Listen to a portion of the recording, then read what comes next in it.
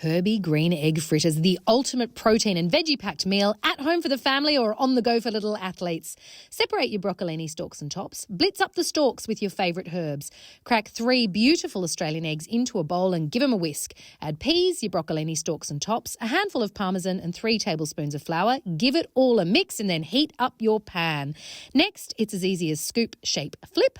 Scoop, shape, flip, and then it is my favourite part, time to stack them up. Look at that protein and veggie-packed stack of goodness. I like to make a yogurt, herb and garlic dipping sauce for extra tang to go with mine. And, of course, adding a poached egg on top is just perfect, giving us extra iron, folate and B12 for energy. But the best thing about these fritters is that they also make a great handheld meal, believe it or not, for a snack. Perfect to pack in a lunchbox for sports days and carnivals because they travel well and are full of all the things that active kids need. Enjoy them in a stack or in a lunchbox and go for gold. The family and especially your active little kids are going to love it. Yum!